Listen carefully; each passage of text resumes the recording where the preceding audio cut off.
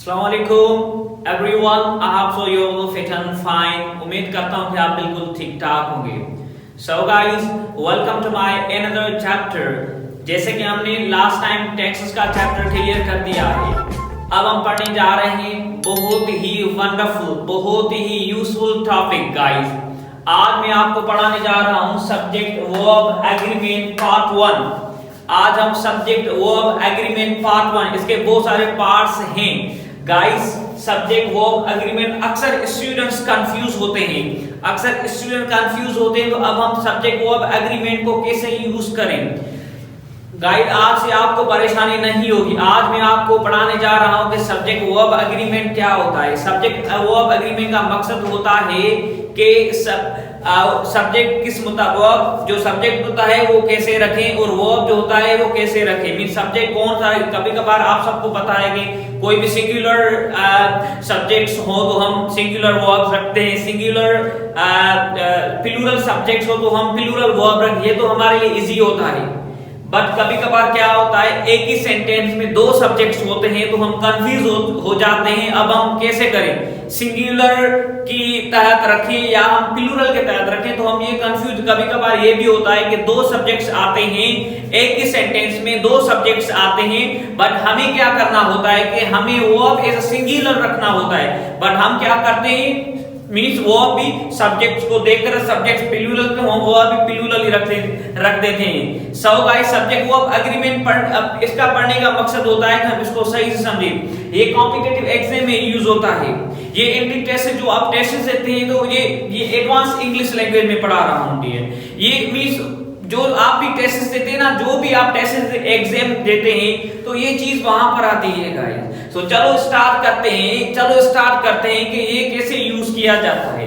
जैसे मैंने सेंटेंस लिखे, either I or he dash dash playing, either she or I dash dash coming, neither they nor he have or has a pen, you or I dash dash good player। ठीक है, अब आपको करना क्या है। अब देखिए, अब सब्जेक्ट्स दो हैं तो कैसे पढ़े, सो डू नॉट पढ़े।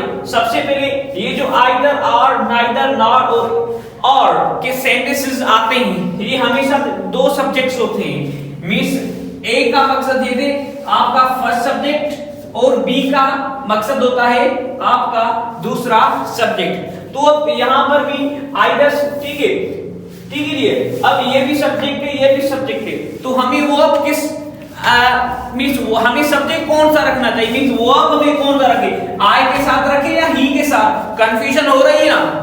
अब यहाँ पर आई भी है, ही भी है, अब यहां से यहां पर शी हो गया, या कौन सा भी रखे गाइस, कोई इशू नहीं है। आपको करना क्या होगा, क्या होगा।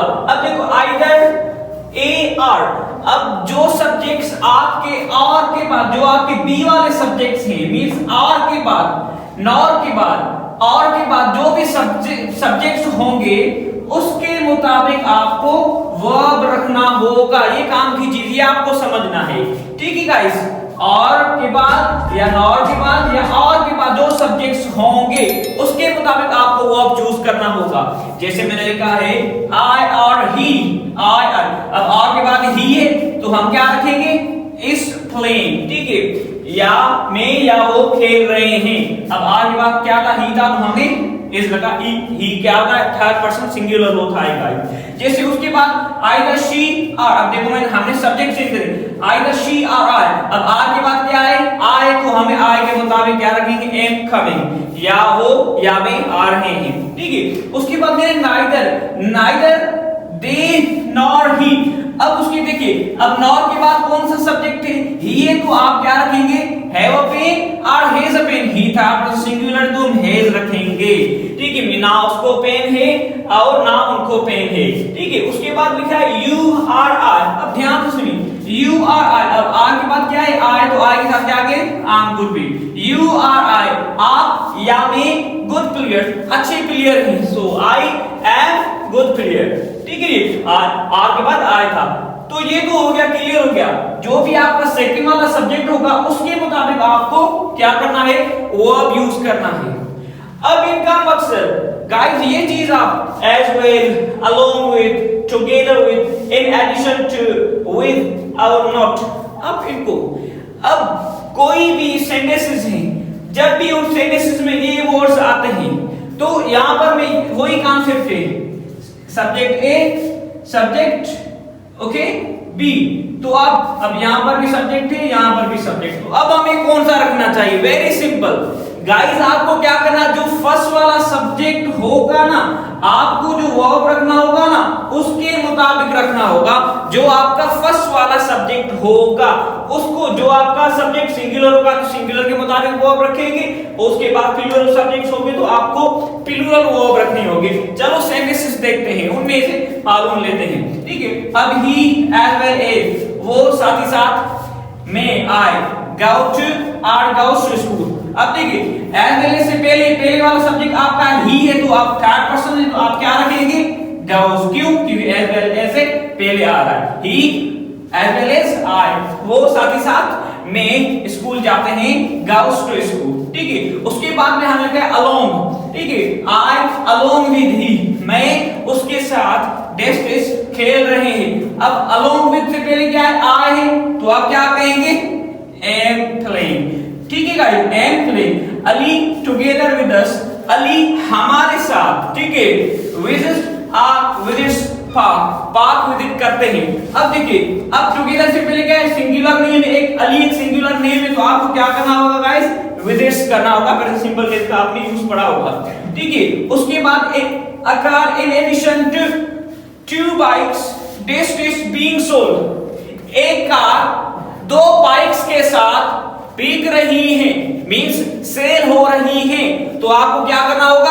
अब एडिशन अकार सिंगुलर सब्जेक्ट है तो आप क्या कहेंगे?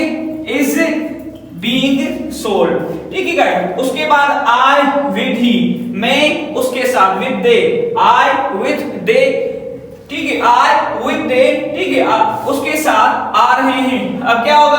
अब विद से पहले क्या है? आई, तो आप क्या कहेंगे? am coming, ठीक है। he not you, work hard works hard, अब not के बाद क्या है? he है तो आप he को देखेंगे, उसके बाद आप क्या कहेंगे? थर्ड पर्सन सिंगुलर दे, works hard। गाइस ये था आपका सब्जेक्ट वर्ब एग्रीमेंट, ये होता है सब्जेक्ट वर्ब एग्रीमेंट। उम्मीद है कि आपने पार्ट 1 को सही से समझा होगा। अगर कोई भी कंफ्यूजन हो, कोई भी प्रॉब्लम हो, आप कमेंट में जरूर पूछ सकते हैं। थैंक यू सो मच, मिलते हैं अगली वीडियो में। Goodbye, take care.